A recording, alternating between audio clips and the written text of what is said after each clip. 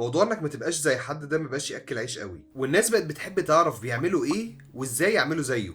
ومقولة ما تعرفش تحسدني اخرك تقلدني اتغيرت وبقت والنبي ما تحسدني بس يا ريت تقلدني. في السنين الاخيره انتشرت كلمه انفلونسر، وبقى حد ماشي في الشارع بيقول انا تيك توك كونتنت كريتور، انفلونسر بقى انتربرينور.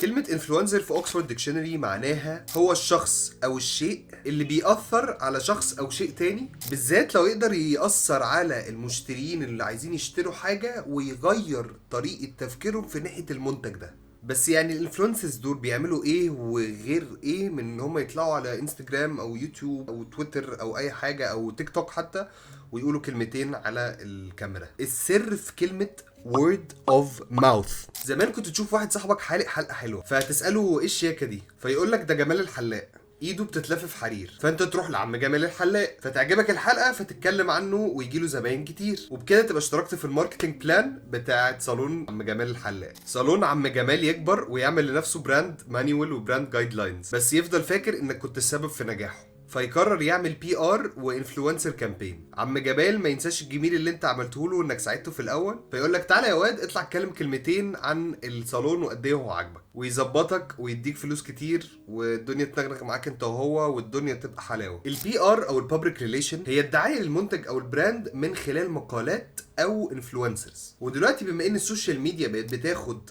اكبر وقت من حياه الناس، فالبي ار في السوشيال ميديا اللي هي الانفلونسرز بقت حاجة مهمة جدا في حياتنا. طيب ليه؟ تقدر تقول ان الناس بتصدق الناس اكتر ما بتصدق البراند نفسه. يعني لو عم جمال الحلاق اللي احنا اتكلمنا عليه من شويه كان هو اللي جه قال لك انا بحلق حلاقه ما بتخرش الميه، انت ما كنتش هتصدقه وهتقول له انت بياع. بس لما صاحبك اللي هو مستهلك لنفس الخدمه اللي انت بتعملها قال لك الكلام ده، انت صدقته ورحت، وعم جمال ظبط لك الدنيا وبقيت انت وعم جمال صحاب. الاحصائيات بتقول ان تقريبا 92% من الناس بتثق في الورد اوف ماوث اكتر من اي نوع تاني، وده شيء منطقي. يعني عمرك مثلا ما هتلاقي صاحب منتج عامل اعلان بيقول قد ايه المنتج بتاعه وحش، قد ايه المنتج بتاعه زي الزفت وان انت ما تشتريهوش، بس انت احتماليه انك تصدق حد زيك اكتر حتى لو انت عارف ان هو واخد فلوس، عشان هو حد زيك في الاول وفي الاخر. اللعب على السبكونشس بهدل الدنيا. بس برضه يعني ليه الانفلونسرز بقوا مهمين كده والموضوع بقى واخد كده زحمه كده وبتاع والماركت بتاعهم عمال يكبر؟ يعني انا اقول لك بقى، من اكبر التحديات اللي بتواجه الماركتنج عموما هو ان البراند يوصل للتارجت اودينس بتاعه، يعني ناس فعلا مهتمه والبرودكت بتاعك او الخدمه بتاعتك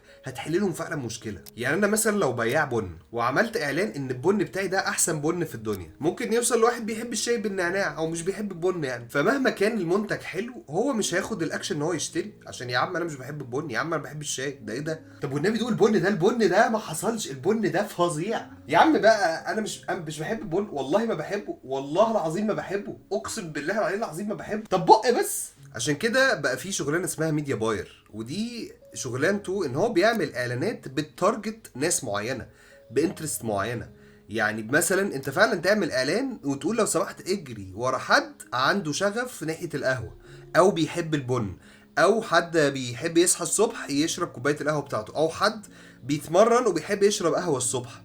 كل ده بقى واحد شغلانته ان هو يقعد يشتغل كده عشان يحاول يوصل للناس دي. ودلوقتي الانفلونسرز بقوا بيعملوا حاجه شبه كده بس من غير ما تدفع اعلانات. بقى هو شغلانته ان هو بيتخصص في حته معينه، وبيبقى هو زي ما تقول الراجل اللي بتاخد منه معلومه في حته معينه. يعني مثلا انا دلوقتي بحاول ابقى انفلونسر، بس انا بحاول اركز في حته الكتب، بحاول اركز في حته البيزنس انتربرينورشيب، رياده الاعمال، الكلام ده. فانا بقيت الراجل انفلونسر اللي شغال مركز في الحته دي. فيوم ما انت تيجي تفكر في كتاب او تيجي تفكر في انك تفتح بيزنس رياده اعمال في اي حاجه، انا اول واحد هاجي في دماغك وابقى انا الشخص اللي بتاخد منه المعلومه.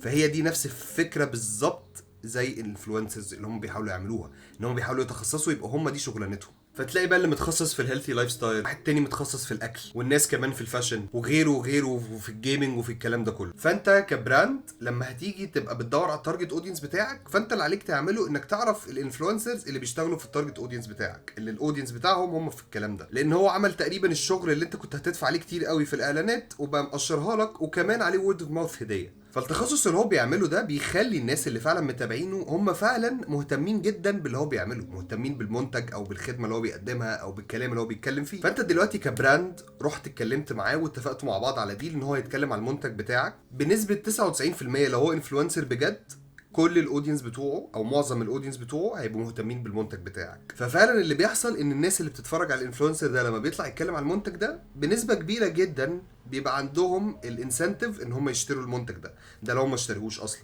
والدليل على ده ان اخر احصائيات قالت ان 80% من الناس اللي اشتروا حاجه اونلاين كانوا بعد ما سمعوا ريكومنديشن. والريكومنديشن ده ممكن يبقى يجي من حد صاحبهم، يجي من انفلونسر على السوشيال ميديا، يجي من اي حد عمل ريكومنديشن ليهم. فهو الناس بقى الريكومنديشن ده حاجه اساسيه تقريبا في حياتهم، بالذات في الحاجات الاونلاين. فالموضوع مش ان هو واحد عنده فولورز وبيهبل بوقته، ده الموضوع كلام كبير، وفعلا ممكن تبقى ناس دي شغلانتها في الدنيا. بس الموضوع مش بيقف هنا وبس، ففي بعد سايكولوجي في الموضوع اللي احنا بنتكلم فيه ده، الانفلونسر، وهو حاجه اسمها هيلو ايفكت. مصطلح هيلو ايفكت ده اول مره يطلع كان طلع في ورقه بحثيه اتعملت 1920 من واحد اسمه ادوارد ثورنديك. الورقه كانت اسمها A Constant Error in Psychological Ratings، او ممكن نقول عليه بحث مرايه الحب العمياء. من خلال الابحاث التجاربيه ادوارد انه لما كان بيطلب من الناس تقييم ناس تانية، ان لو الشخص اللي بيتم تقييمه عنده صفات سلبيه، فالصفات السلبيه دي بتاثر على بقيه التقييم بتاع الصفات بتاعته. الهيلو ايفكت بتمشي في اتجاهين، الحلو والوحش. يعني مثلا لو شخص عنده صفات حلوه انت غالبا هتقيمه ان هو كشخص كله حلو، وان هو شخص مصدر ثقه وان انت بتحب تسمعه زي كده، وبغض النظر عن باقي الصفات بتاعته. والناحيه التانية لو شخص برضو عنده كام صفه بتضايقك جامد قوي، فانت هتاخده كله ان هو مش شخص محل ثقه، وان انت شخص ده انت مش طايقه، وان انت مش عايز تسمع له كلمه. والموضوع ده اتسمى ذا هيلو ايفكت نسبه لمصطلح الهاله المقدسه اللي بتتعمل فوق دي، اللي هي زي اللي بيطلعوا في الافلام الملائكه، يعني اللي دايما بيبقوا حواليهم كده، ان هو لما دي تبقى حواليهم يبقوا خلاص بقى ملائكه وما بيغلطوش يعني. فاللي بيبقى فوقيه الهيلو ده بيبقى معناه ان هو شخص يعني زي الفل يعني. ادوارد كمان كان بيقول ان الموضوع ده تقريبا موجود من ايام راجل الكهف، وان الراجل اللي كان بيصطاد ده كان بيعتبروه الراجل الحكيم القوي اللي بياخده دايما رايه في كل حاجه، مع ان دي ملهاش علاقه بدي. انت ممكن تبقى صياد بس دماغك مهويه خالص. طب ده ازاي بيأثر على حياتنا؟ يعني انا صياد ولا انفلونسر ولا ببيع بطيخ ولا بعمل ايه؟ خليني اجمع لك كل حاجه. هي نفس الفكره، انت لما بتحب انفلونسر معين ومثلا بتشوف الكونتنت بتاعه لقيته لذيذ، او مثلا بعت له دي ام ورد عليك كويس وعاملك كويس، انت بتبتدي تصدقه وبتحبه وبتثق فيه. فلما يجي يكلمك على برودكت او سيرفيس هو جربه، انت غالبا هتبقى مقتنع بالكلام بتاعه وعندك صدر رحب انك تسمع كلامه. بس انت لما بيجي لك الموضوع ده كاعلان انت بتبقى عايز تمشيه، يا عم اعلان بقى. بس لو الانفلونسر ده عشان انت بتحبه فانت مستعد تسمع للبرودكت، مستعد تسمع للسيرفيس بتاعه.